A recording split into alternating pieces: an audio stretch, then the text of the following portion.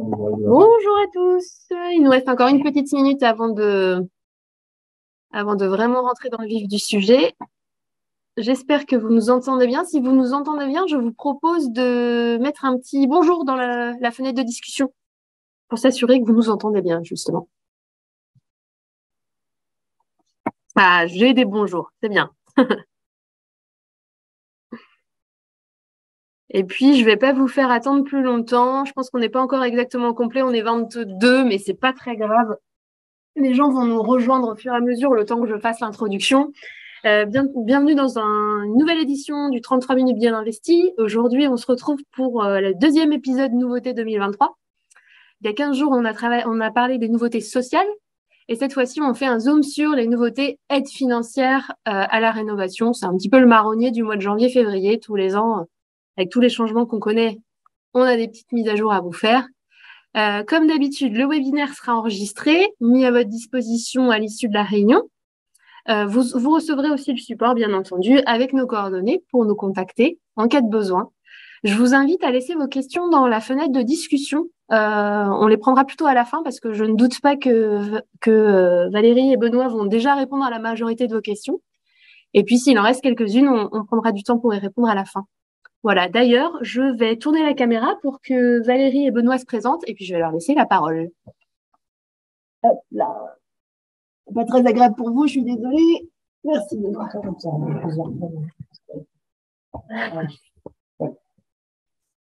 Ouais.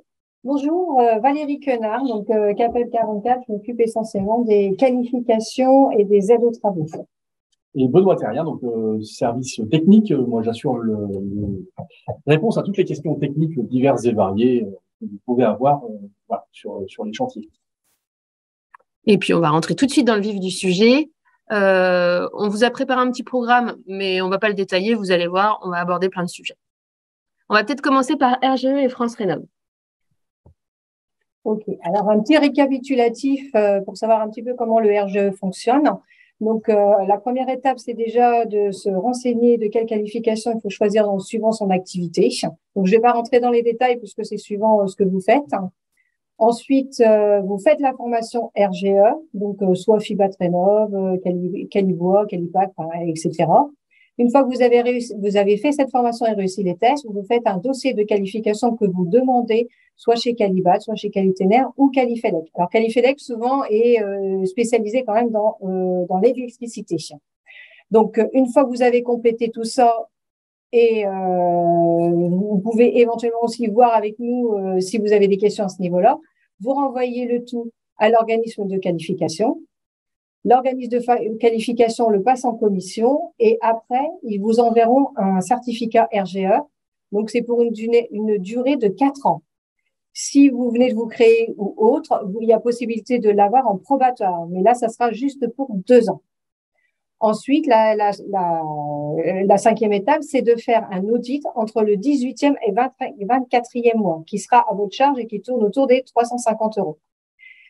Une fois que vous avez fait votre audit, tout s'est bien passé, vous avez, si vous faites partie des catégories critiques, vous aurez un audit supplémentaire au cours de la 3e année, qui sera également à votre charge et qui sera aussi à peu près vers 350 € hors taxe.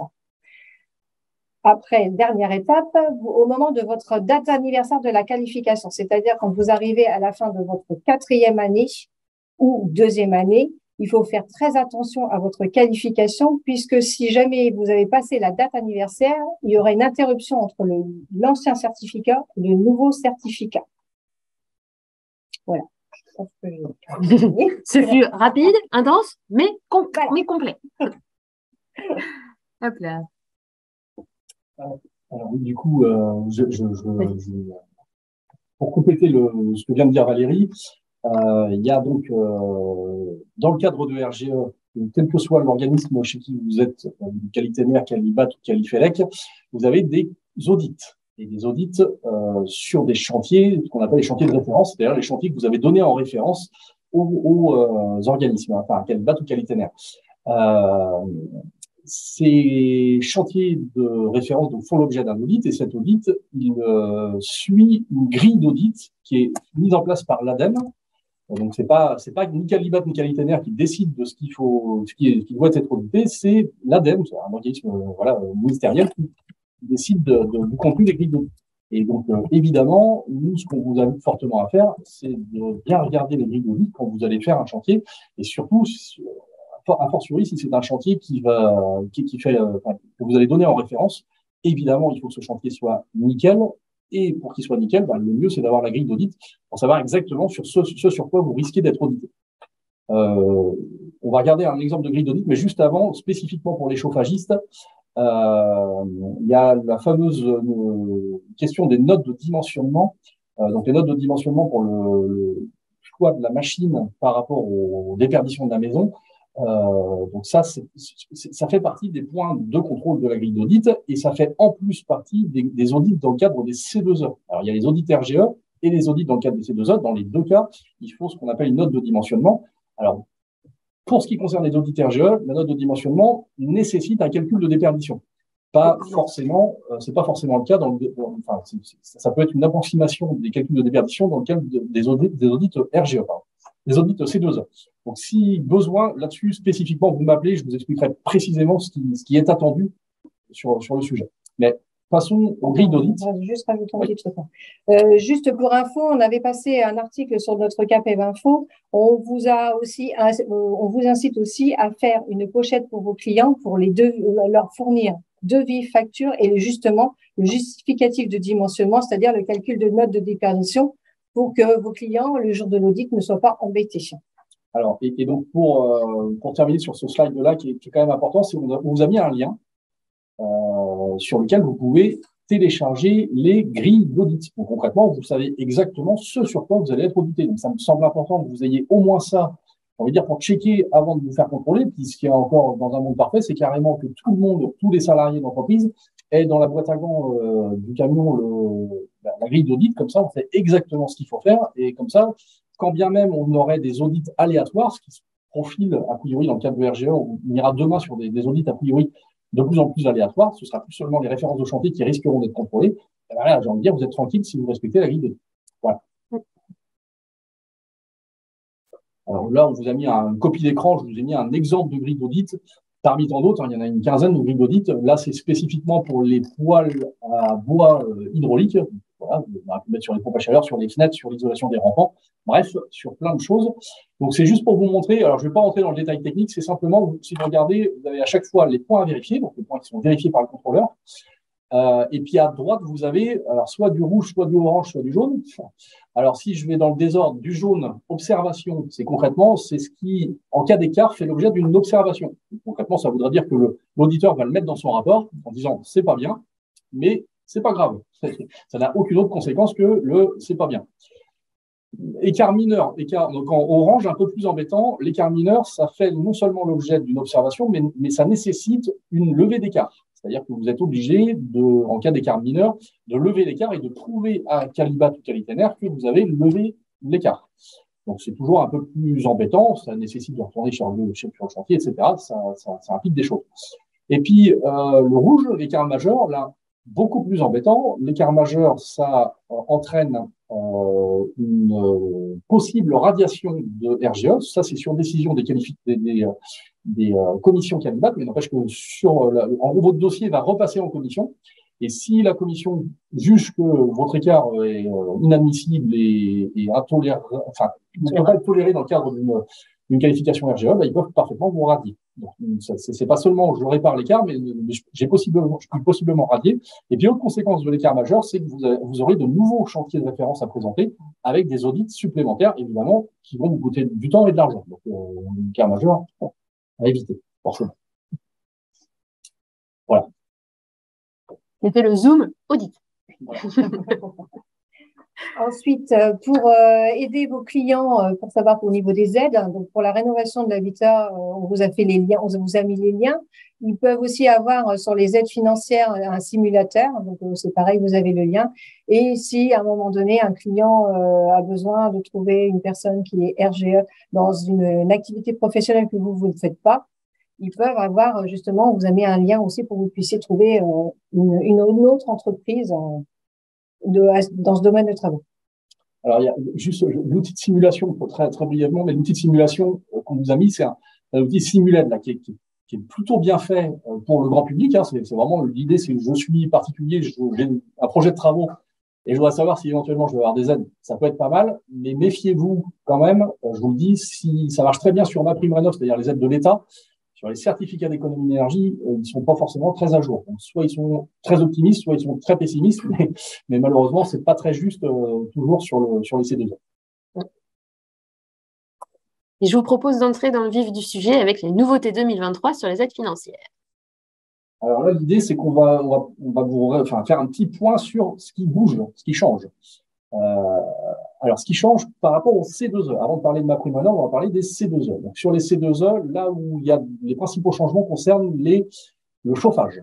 Le chauffage, c'est-à-dire que dorénavant, il y a le coup de pouce chauffage. Donc pour les chauffagistes, ils savent de quoi je parle. C'est-à-dire, l'idée, c'est quand on remplace une chaudière fioul ou gaz par une énergie dite renouvelable, donc les pompes à chaleur, les chaudières bois ou les systèmes solaires combinés.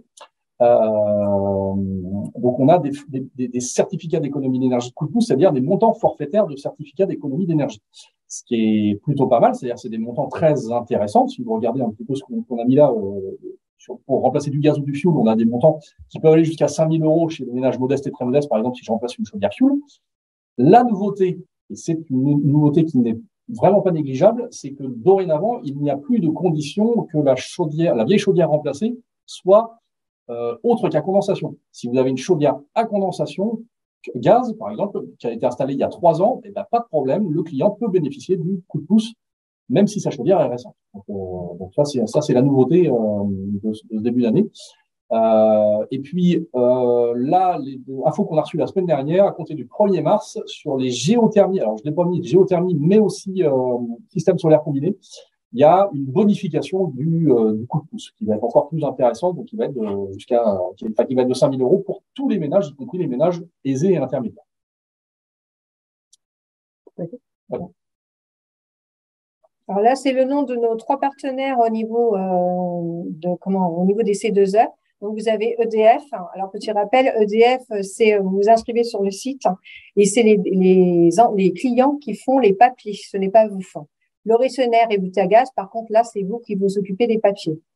Petite info, pour le moment, il n'y a qu'EDF qui font les coups de pouce au niveau chauffage. Par contre, à l'avenir, il y a l'Horizonnaire, a priori, qui devrait prendre aussi le coup de pouce chauffage, mais pour le moment, on n'a pas encore la date. Alors, et cette fois-ci, pour en venir, on change de sujet, on n'est plus sur les certificats d'économie d'énergie, mais sur MaPrimeRénov', donc les aides de l'État, qui sont complémentaires avec les certificats d'économie d'énergie. Donc MaPrimeRénov', les nouveautés de cette année. Alors, les nouveautés de cette année, c'est là où ils n'ont pas forcément fait simple, nos décideurs, malheureusement, c'est qu'ils n'ont pas fait une date qui change tout. Il y a eu des changements au 1er janvier, puis des changements qui viennent tranquillement dans l'année. Vous allez voir tout ça. Donc, déjà, ce qui a changé au 1er janvier. La première chose, peut-être la plus importante, la suppression des chaudières gaz. Donc, les chaudières gaz qui pouvaient encore bénéficier de MaPrimeRénov' chez les ménages modestes et très modestes n'existent plus. Enfin, il n'y a plus de MaPrimeRénov' sur les chaudières gaz. Donc, concrètement, ça a quand même une conséquence qui, à mon avis, n'est pas négligeable. C'est si vous êtes RGE sur les chaudières gaz. Typiquement, les RGE chauffage plus. De mon point de vue, il faut quand même se poser la question de l'intérêt de continuer. Parce qu'il n'y a plus d'aide sur les chaudières gaz et il n'y a même plus de possibilité, au 1er avril, vous allez voir juste après, de mettre des chaudières gaz dans le cadre de rénovation globale. Donc concrètement, chaudières gaz, fini. Donc, est-ce que c'est intéressant de rester RGE? J'en doute fortement. Autre point, ça c'est plutôt une bonne nouvelle pour le coup, jusqu'au 31 mars, donc il ne faut pas traîner, encore un mois et demi, il y a la prolongation du bonus de 1 000 € pour l'installation d'une pompe à chaleur, du solaire thermique ou de la biomasse. Ça, c'était un truc qui devait s'arrêter au 31 décembre 2022. Donc, jusqu'au 31 décembre 2022, on avait 1 000 € de moins pour les chaudières, 1 000 € de plus, pardon, si on installait une énergie renouvelable, et c'est prolongé jusqu'au 31 mars. Concrètement, un ménage qui a le projet d'installer une PAC, un système solaire ou une chaudière biomasse, il faut qu'il se dépêche. Voilà. Alors, autre nouveauté, alors là, cette fois-ci, depuis le 1er février, des choses en cours d'année. Donc, depuis le 1er février. Alors, je vais pas aller dans l'ordre, on va commencer par le bas. Diminution du forfait sur les doubles flux. Baisse de 500 euros, en gros, du forfait MaPrimeRénov' sur les doubles flux. C'est-à-dire 2000 euros pour les modestes, 2500 euros pour les très modestes et 1500 euros pour les intermédiaires. Donc, voilà, on a une baisse légère des VMC, de sur les VMC double flux. Qui est, à mon avis, commentaire pour contrer les offres de double flux à 1 euro qui commençaient à se développer. Autre point, là encore, je vais aller dans le désordre, mais les poêles à granulés, pareil, baisse de 500 euros chez les modestes et très modestes, respectivement 2000 et 2500 euros au lieu de 2005 et 3000 qu'ils avaient précédemment. Donc, légère baisse de MaPrimeRénov' chez les poêles à granulés. Et par contre, là où il y a un vrai changement et on sent bien que c'est là qu'on va aller, c'est ce qu'on appelle la rénovation globale. C'est-à-dire que les pouvoirs publics, ça fait des années, et qui nous parlent de rénovation globale. Ils ont raison. Hein. C'est-à-dire que si on réfléchit d'un point de vue énergétique, le problème, c'est que c'est bien de faire du poste par poste. Mais il y a un moment, si on veut massifier la rénovation énergétique, il faut vraiment raisonner global dans une maison. Et donc là, l'idée, c'est que les pouvoirs publics ont décidé d'augmenter assez significativement les aides sur la rénovation globale chez les ménages intermédiaires et les ménages aisés. Alors pourquoi on ne parle pas des modestes et très modestes? Parce que eux, ils ont déjà ce qu'on appelle l'offre rénovation globale dans le cadre des aides ANA. Et donc, ils ont déjà ce qu'on appelle MaPrimeRénov' sérénité. Mais il y avait un peu un trou dans la raquette chez les intermédiaires et chez les aisés. Ils augmentent significativement de 3 000 et 1 500 euros respectivement. Alors concrètement, rénovation globale, je suis un ménage intermédiaire, j'ai une rénovation globale à faire sur ma maison ou sur éventuellement un locatif, pourquoi pas. Il faut faire une rénovation globale qui engendre 55% d'économie d'énergie. Donc, c'est quand même une grosse rénovation. N'empêche que si j'ai des fenêtres, il y a un manque d'isolation et un système de chauffage à changer, je vais rapidement arriver à 55%. Si j'arrive à 55% d'économie d'énergie, bah là, je vais pouvoir non pas demander du poste par poste en termes de MaPrimeRénov', mais pouvoir demander un forfait rénovation globale de 10 000 euros. Donc, c'est quand même intéressant financièrement. Et alors, le pendant de ça, c'est qu'évidemment, il faut que je justifie les 55% d'économie d'énergie. Et pour ça, je vais devoir faire appel à un auditeur RGE, un audit énergétique RGE, que je trouverai, ce qu'on a dit tout à l'heure, ce que disait Valérie, sur la plateforme France Rénov'. Je vais facilement trouver un auditeur près de chez moi et ainsi pouvoir justifier les 55% et bénéficier, alors 10 000 euros pour un intermédiaire et 5 000 euros pour les ménages. Alors, je parle vite, on a peu de temps, il y a plein de choses à dire. Vous pourrez revoir la vidéo en mettant moins 0,5 en débit de bain. Alors, toujours dans le côté, on ne change pas tout d'un coup, mais on change petit à petit. 1er avril, c'est pas une blague, 1er avril. Alors là, c'est une mauvaise nouvelle c'est une mauvaise nouvelle. Suppression de MaPrimeRénov' sur tous les travaux d'isolation. Que ce soit des murs, des toitures, des plafonds, combles perdus, etc. Tous les travaux d'isolation, les travaux d'enveloppe chez les ménages roses, c'est-à-dire les ménages aisés, il n'y a plus de MaPrimeRénov'. Voilà, ça c'est pas forcément un très bon signal, malheureusement. Et puis ce que je vous disais tout à l'heure, les énergies fossiles, typiquement les chaudières gaz, sont exclues des forfaits rénovation globale. Donc, ce qu'on dit, l'intérêt d'être RGE sur les chaudières gaz, ça me mise très fortement. Voilà, bon ça, je ne vais pas rentrer trop dans le détail, c'est simplement les modifications, j'ai envie de dire annuelles, des plafonds de ressources qui ont été légèrement réévalués pour ce qui concerne les très modestes et les modestes. Et c'est un peu la surprise, pour les intermédiaires et les aisés, il n'y a pas eu à ce jour, il y en aura peut-être une, mais à ce jour, il n'y a pas de réévaluation. Donc, on est toujours sur les mêmes montants que 2022 sur les intermédiaires et les aisés. Voilà. Là, c'est pour rappel, il n'y a pas de changement là-dessus, mais c'est pour rappel, MaPrimeRénov', on peut en bénéficier si on est propriétaire occupant ou si on est propriétaire bailleur, à titre individuel. C'est-à-dire qu'on ne peut pas, une SCI, ça ne fonctionne pas. C'est vraiment le principe, c'est que pour les propriétaires en leur nom propre. Ils peuvent rénover 3 logements maximum sur une période de 5 ans. Donc voilà. Donc, il y a un nombre limité, mais quand même. Et alors, la seule condition pour les propriétaires bailleurs, c'est que ce soit loué à titre d'habitation principale, c'est ce qui est marqué en dessous. C'est-à-dire qu'il ne faut pas, un Airbnb, ça ne fonctionne pas.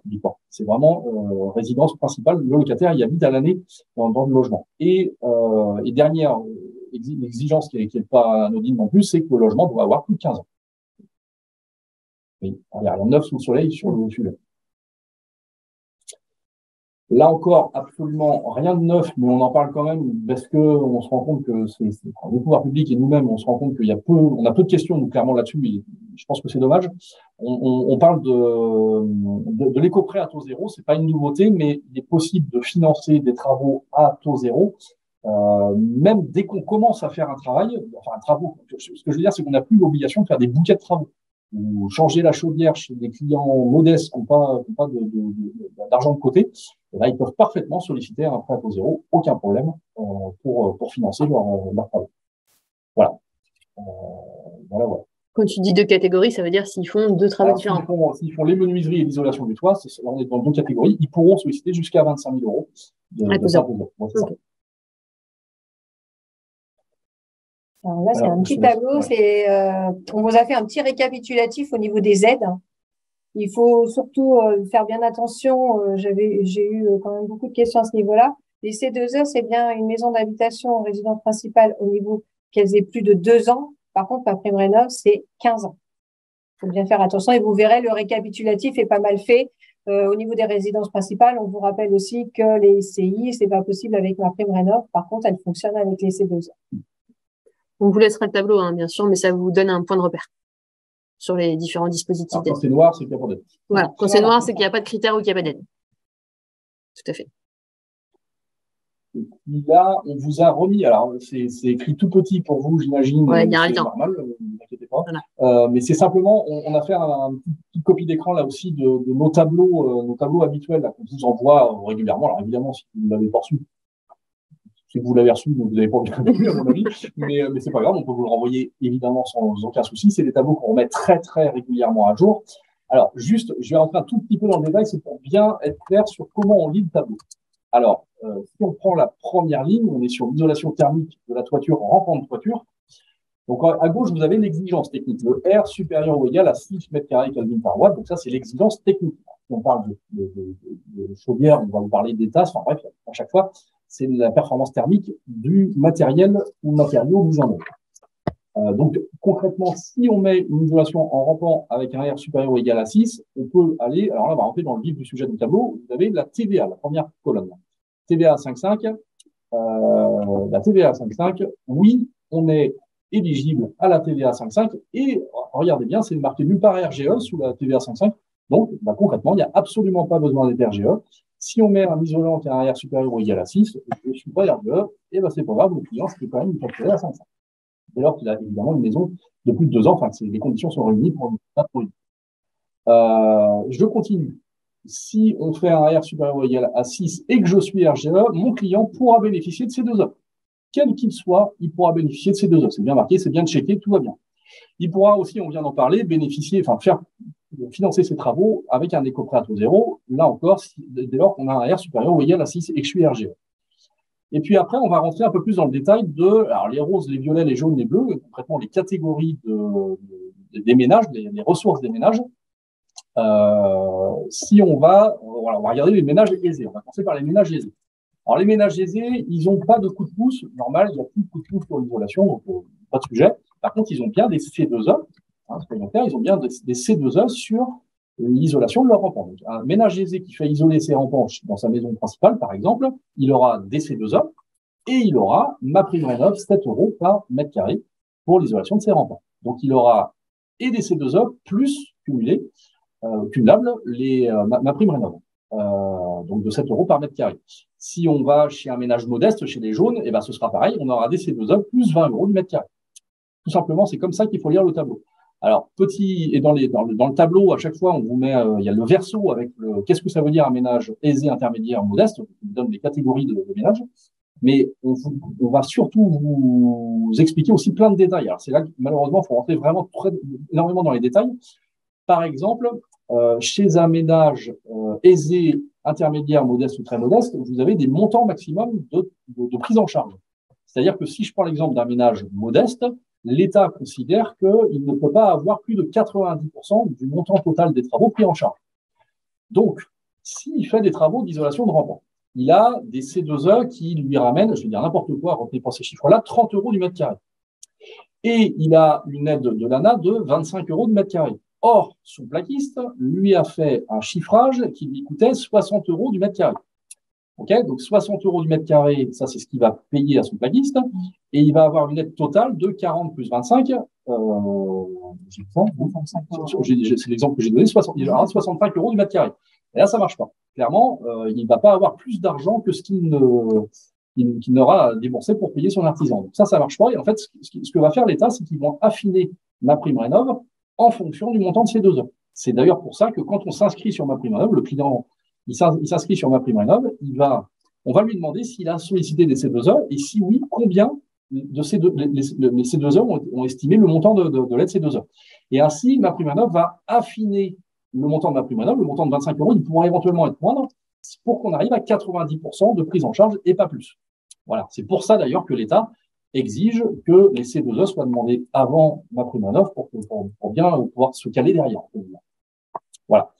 Voilà. Et on retrouve juste dans le tableau, vous retrouvez en bas les bouquets rénovation globale. Donc, on retrouve 5 000 € pour un ménage aisé, 10 000 € pour un ménage intermédiaire. Voilà. Et pour ce qui concerne les ménages modestes et très modestes, c'est marqué en tout petit. C'est marqué aide habiter mieux sérénité, enfin MaPrimeRénov' sérénité plutôt. Et donc là, typiquement, c'est quand on va faire appel à un organisme extérieur type Solia, qui, chez les ménages modestes et très modestes, va pouvoir justifier une aide ANA rénovation globale, dès lors que cette fois-ci, on a 35% d'économie d'énergie, non pas 55% chez les ménages intermédiaires et aisés. Et si jamais vous avez des ménages modestes et très modestes, ne pas hésiter justement à les renvoyer chez ces organismes-là parce qu'ils peuvent leur faire les dossiers et les aider dans les démarches à ce niveau-là. Voilà. Alors après, vous avez le même tableau pour les équipements. Alors les équipements, là, on retrouve, on ne va pas rentrer trop dans le détail non plus, mais on retrouve un peu la même explication. Alors il y a une différence, c'est que dans les équipements, il y a les fameux coups de pouce, les forfaits coups de pouce que j'évoquais tout à l'heure en remplacement de chaudière gaz ou fioul. Alors là encore, on a beaucoup de questions là-dessus. C'est pas parce qu'il n'y a pas de coup de pouce qu'il n'y a pas de C2E. J'essaie d'être clair. Vous avez un client qui a des radiateurs électriques chez lui. Il y a des radiateurs électriques, vous lui installez une aérothermie avec un système de distribution hydraulique avec radiateur, gros chantier. Dans ce cas-là, le client, il va pouvoir avoir MaPrimeRénov' et il va pouvoir avoir des C2E.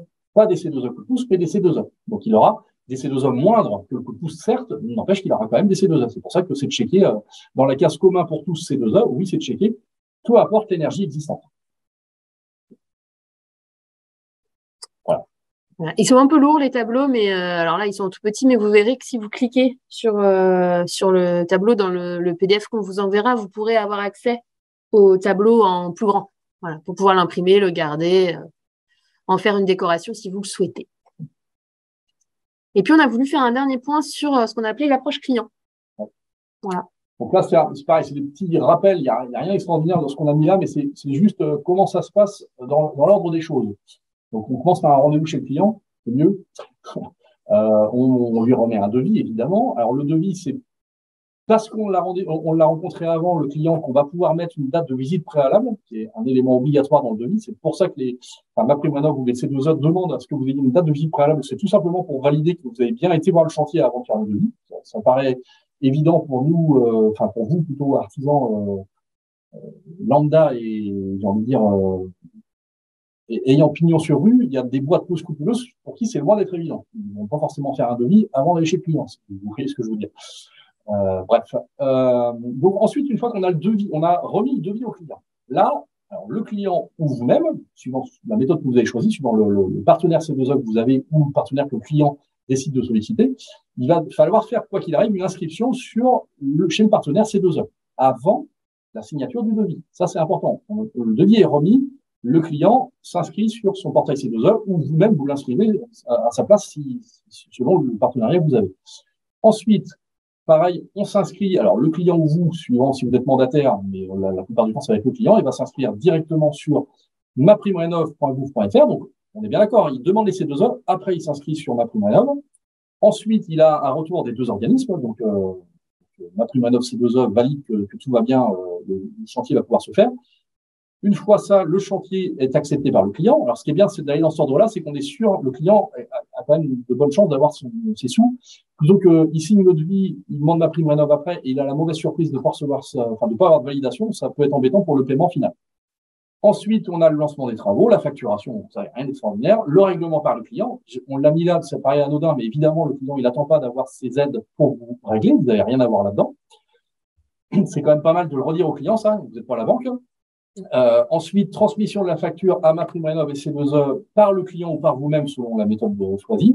Et puis, versement au client directement ou à vous si vous êtes mandataire financier de MaPrimeRénov' et des C2E. Donc vraiment, dans l'ordre des choses, c'est comme ça que ça marche. Alors moi, je rajouterais juste une petite chose, c'est qu'à partir du moment où vous faites un devis à votre client, bien évidemment, vous êtes RGE, toute la continuité jusqu'à la fin, jusqu'à la facturation, il faut que vous soyez RGE. Effectivement, c'est important. Non, parce que j'en ai. Et puis pour terminer, on vous a mis, alors c'est une copie d'écran qui vaut ce qu'elle vaut, mais on a eu beaucoup de retours d'entreprises qui ont, enfin on a encore, je parle au passé, mais c'est pas encore au présent, d'entreprises qui ont des problèmes avec MaPrimeRénov'. Alors il y a évidemment beaucoup de problèmes avec MaPrimeRénov', je ne vais pas vous le cacher. On a des soucis pour pour avoir des relations saines avec eux, c'est quand même pas simple. Maintenant, il y a quand même, je pense qu'on peut aussi regarder aussi dans l'autre côté, je pense qu'il y a des choses à améliorer. Alors, il y a évidemment la partie administrative, je disais la date de visite préalable, le fait que le client, s'il habite dans un lieu dit, ça marche pas, il lui faut un numéro de rue, donc ça c'est vraiment purement administratif. Mais dans les choses qu'on a remarqué aussi, c'est que si votre client fait lui-même sa demande MaPrimeRénov', c'est pas forcément toujours évident pour le client entre votre devis et savoir ce qui doit rentrer dans les surfaces, c'est pas toujours évident. Je vous ai mis un exemple de travaux d'isolation. On fait de l'isolation de doublage, donc évidemment l'isolation de doublage de mur par l'intérieur. Je suis plaqué, je fais de l'isolation de mur par l'intérieur, normal. Et je mets dans mon devis en plus des cloisons de distribution entre les toilettes et la salle de bain.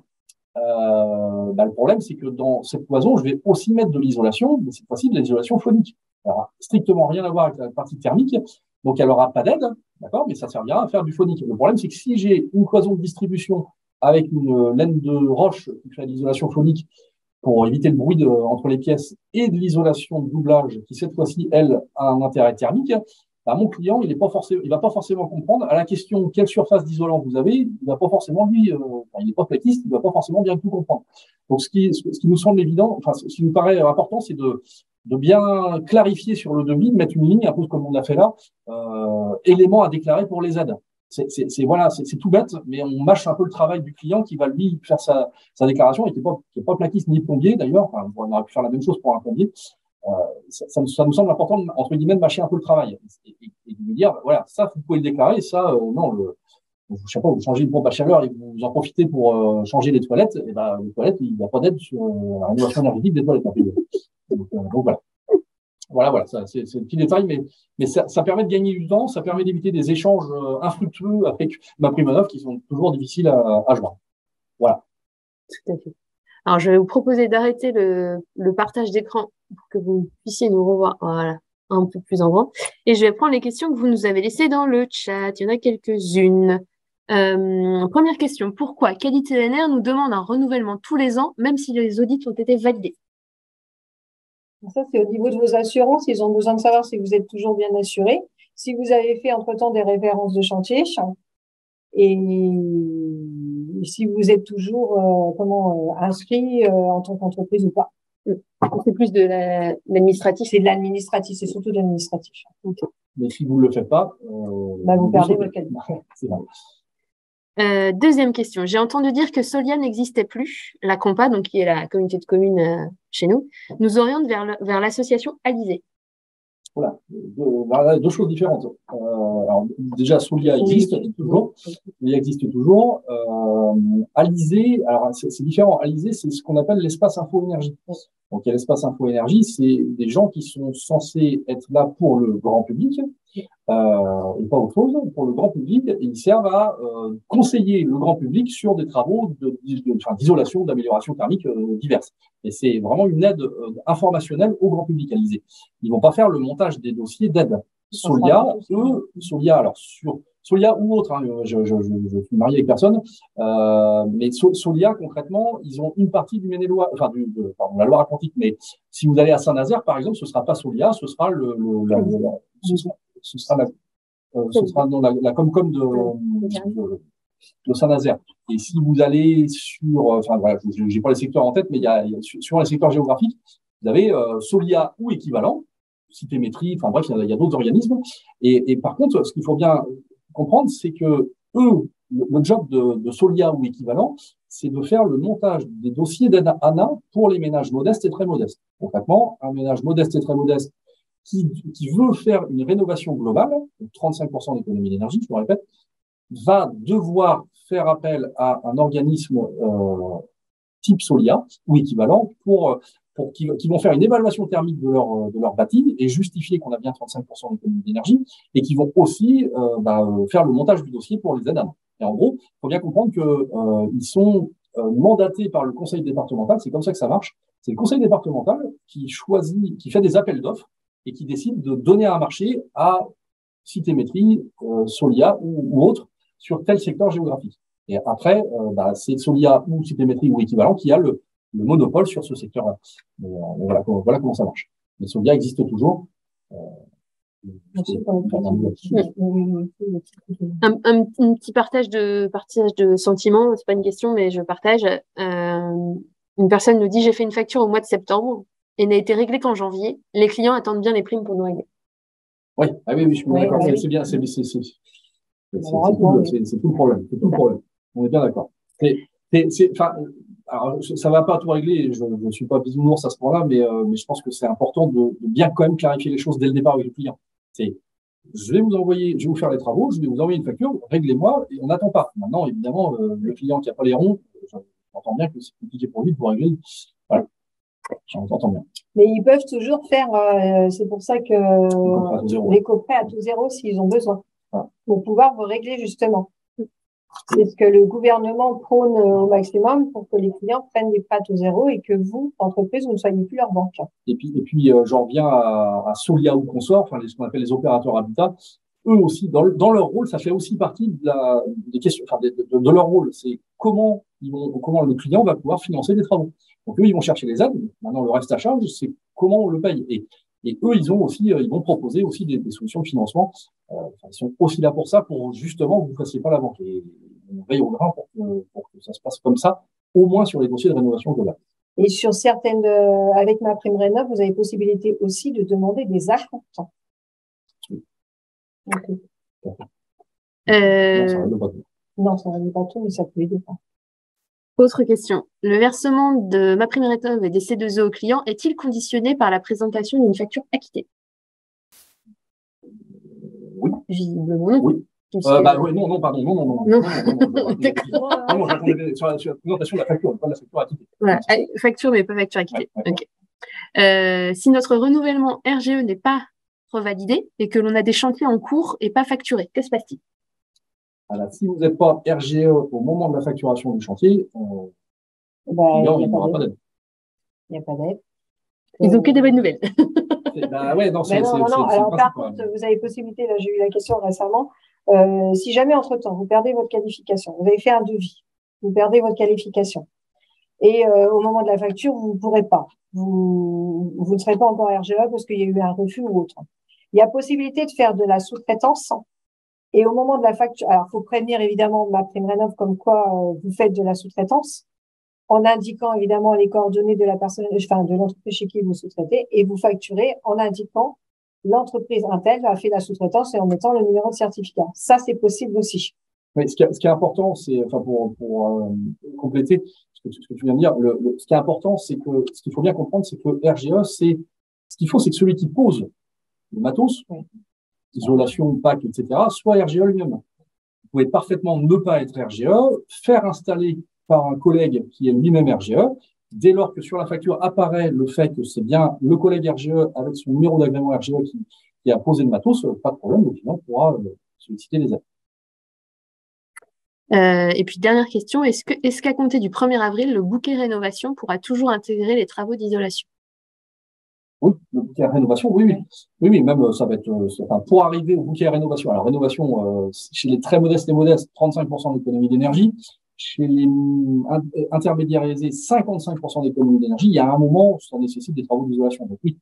Et c'est même, enfin, je vais faire je vais dire une chose qu'on a peu évoquée tout à l'heure. Je vous ai dit, de mon point de vue, c'était plus que discutable de rester RGA sur les chaudières gaz. Parce que clairement, il n'y a plus d'aide et voilà. Et ça va, et les chaudières gaz vont sortir des travaux de rénovation globale. Donc, dans le cadre des bouquets rénovation globale, il y aura plus de chaudières gaz au 1er avril. Les travaux d'isolation, évidemment, il y aura toujours. On peut se poser la question, parce que moi, j'ai beaucoup de menuisiers qui m'interrogent aussi sur le sujet. Est-ce que, honnêtement, je suis menuisier, est-ce que j'ai intérêt à rester RGE? Si vous regardez le tableau des aides, effectivement, ça ne fait pas rêver. 40 € par fenêtre, si on remplace un simple vitrage par un double vitrage, un truc qui n'arrive jamais. Bref, puis pour 40 €, est-ce que ça vaut le coup de s'embêter à être RGE? Je pense que l'entreprise a raison de se poser la question. Mais là où moi, je suis beaucoup moins direct qu'avec les chauffagistes par propos des chaudières gaz, sur les menuiseries, attention, avant d'arrêter RGE, réfléchissez bien parce qu'on va penser rénovation globale. Or, les menuiseries, c'est souvent, dans le cadre de rénovation globale, ça fait souvent partie intégrante du bouquet de rénovation globale. Et donc, il y a des chances qu'on cherche demain des entreprises de menuiserie RGE. Si tout le monde arrête d'être RGE, il y a un moment, il y en aura quand même besoin, au moins pour la rénovation globale. Voilà. Et j'ai pas mal d'entreprises aussi qui me disent qu'ils sont RGE dans les fenêtres pour les prêts à taux zéro. Aussi, oui. Autrement, ils peuvent plus, les clients ne veulent pas faire affaire avec eux puisqu'ils ils ne sont pas RGE. Voilà. Alors j'ai quelques petits commentaires, mais que je partagerai avec Benoît et Valérie parce qu'on arrive un petit peu au bout du temps. On a déjà un petit peu dépassé. Ce que je vous propose, c'est que si vous reste des questions, n'hésitez pas à nous contacter. Contactez la CAPEB par téléphone, par mail. On est toujours là pour répondre à vos questions. On vous envoie le support et le lien de la vidéo dans l'après-midi. Comme ça, vous aurez tout. Et puis, il nous reste à vous souhaiter une bonne journée. Voilà. Bonne journée. À bientôt. Au revoir.